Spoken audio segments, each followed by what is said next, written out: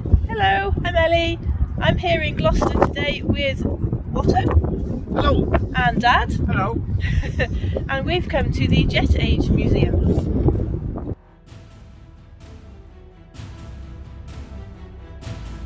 The Jet Age Museum was set up to highlight the important contribution that Gloucestershire's engineers had in the history and development of aviation in Britain. The museum has been here for a very long time, but was extensively refurbished in 2013 into what we see here today. The exhibitions are ever changing, and the staff, all of who are volunteers, are extremely knowledgeable. Indeed, most of them are ex-RAF or ex-engineers who have either flown or had some previous involvement with the aircraft on show.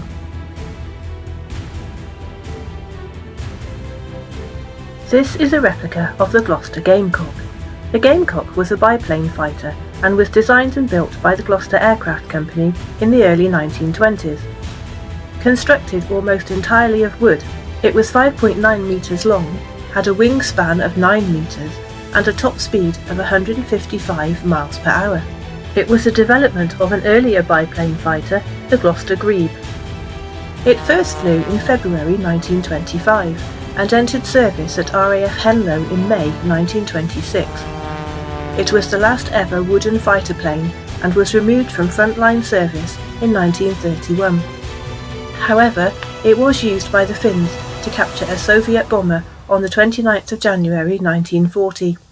It was also the last fighter plane to have an open cockpit and a wooden propeller. Here we see an exact external replica of a Hurricane. This one was built at Pinewood Studios for the 1969 film The Battle of Britain. It will be restored as the Gloucester-built Hurricane V6799 as a tribute to the 501 County of Gloucester Squadron of the Royal Auxiliary Air Force. The Hurricane was one of the outstanding fighter aircraft of World War II and claimed many more victories than the Spitfire during the Battle of Britain in 1940. 2,750 Hurricanes were built by Gloucester Aircraft between 1939 and 1941. That's a rate of 5 aircraft per day, and most of them served in the Battle of Britain. This is the cockpit of a Vulcan bomber. There are guided tours around the cockpit, but there's a height restriction and you need to be able to climb a narrow ladder. The Vulcan is known for its distinctive howl and its delta-shaped wing. It was built to deliver nuclear bombs, but is better known for the longest bombing raid in history, Operation Black Buck in the Falklands Campaign in 1982, when it took off from RAF Marham and refuelled in mid-air before arriving at and bombing the airport at Port Stanley, so that the Argentinians couldn't land at the airport. Although the bombs missed the runway, it served as a very real deterrent to the Argentine military, who were left in no doubt of our air capabilities. It's a 5-man aircraft with the pilot and co-pilot up front, and the navigator, radar operator and air electronics operator facing backwards. I was in my element in this plane. I just loved the complexity of all those buttons, levers and dials. However, neither my brother nor I were slim enough to actually get through the gap and sit in the pilot's seat.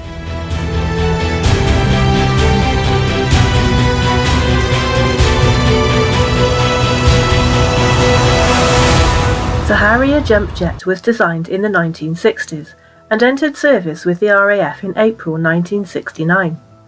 Designed to take off and land vertically and to operate from improvised bases such as car parks, it was later modified to operate from aircraft carriers. It was a vital asset for the UK forces during the Falklands War. This aircraft was written off in an accident at Boscombe Down in 1970. The museum plans to restore it and make it wheelchair accessible.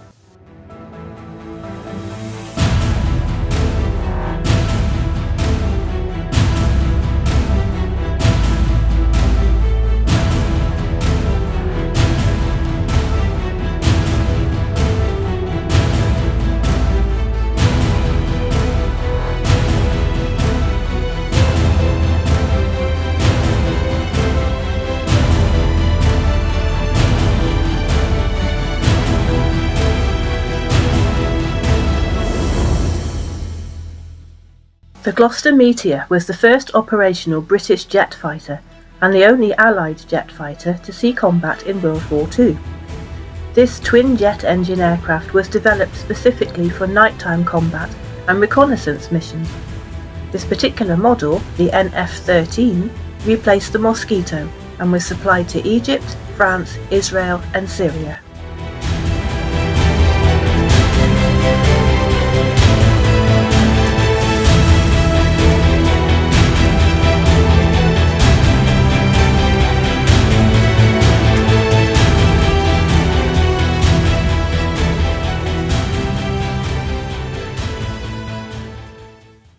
When I was a kid, my dad worked at GAC, and these aircraft travelling were tested over our freeflow, and they used to go vertical up in the air and then dive straight down and then pull out. It was a fantastic sight to see them. It really was. And I'm pleased to be able to get it into the museum and look at it up close. Really, really well done.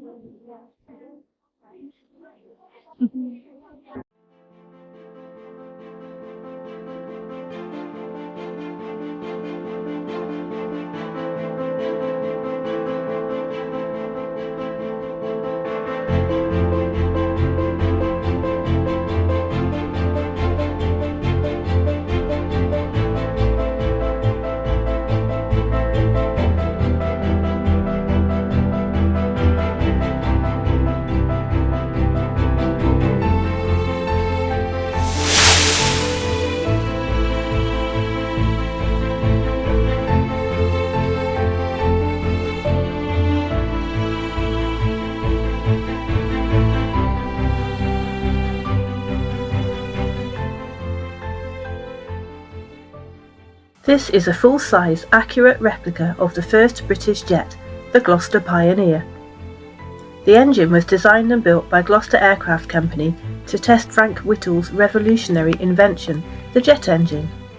Early versions enabled the aircraft to achieve 350 miles per hour in level flight at 30,000 feet. The cockpit was accessed by a sliding canopy and lacked pressurization or any form of climate control, meaning the pilots had to endure freezing cold conditions. The Pioneer paved the way for the development of Britain's first operational jet fighter, the Gloucester Meteor.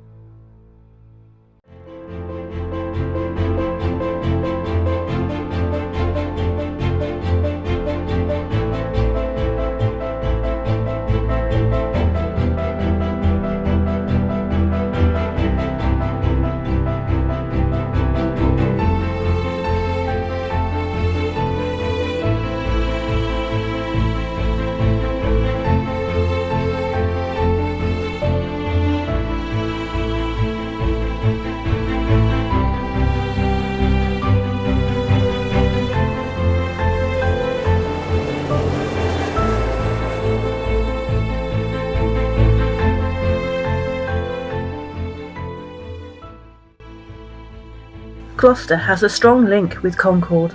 It was built at Filton, but the chief test pilot, Brian Trubshaw, lived in Tetbury.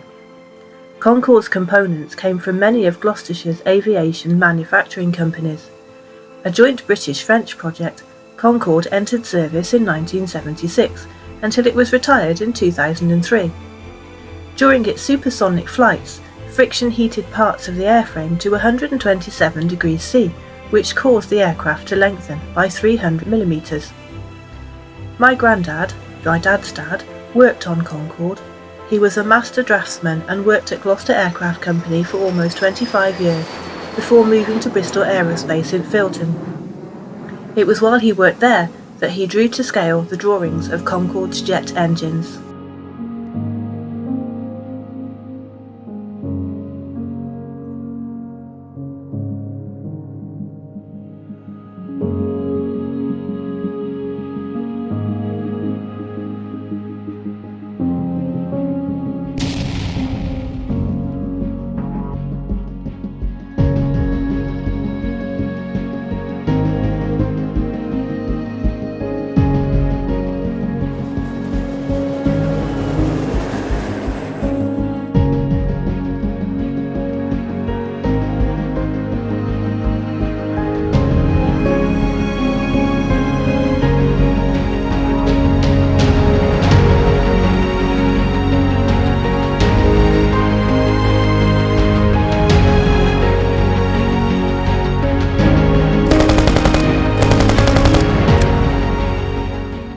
Biggles and Amy are two pint-sized replica aircraft which are taken to shows around the country.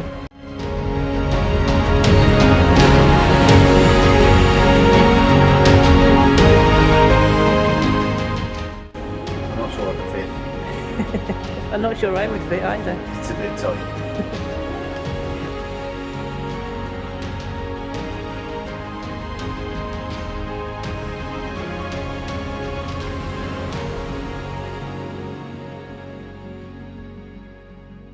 The Hawker Siddeley Trident was the first passenger aircraft to adopt the Smiths Autoland system, which was developed by Smiths Industries in Cheltenham. The Autoland does exactly what it says. It automatically lands the plane without input from the pilot. This is one part of the Autoland system. There were 12 of these blocks altogether, which were sited next to the landing gear beneath the plane. The 12 blocks were so large that the landing gear needed to be offset in order to fit the system in. Here you can see the offset landing gear. Inside the plane, the seats are laid out in the familiar 3-2 pattern. The door was designed to raise upwards and slide into the roof of the plane, which was able to carry a maximum of 180 passengers. 117 planes of this type were built, but they were decommissioned in 1985 due to the implementation of more stringent noise restrictions. Visitors are allowed into the cockpit, and this time we were slim enough to sit in the pilot's seats.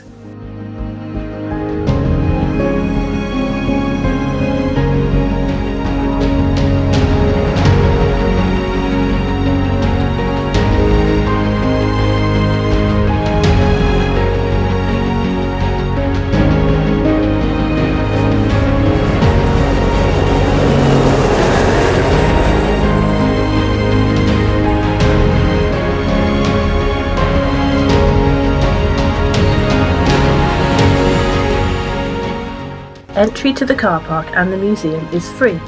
There is a quiz for little ones to do on the way round and lots of cockpits for them to sit in. The two cockpits outside are height restricted and not accessible to those with mobility issues. The museum sits along the edge of Staverton Airport, and there are picnic benches outside on a grassy area where you can sit and watch planes and helicopters landing and taking off. There is also a small cafe, toilets and souvenirs. I think you'll agree that this museum really does highlight the massive and important contribution of Gloucestershire's companies and people in Britain's aviation history.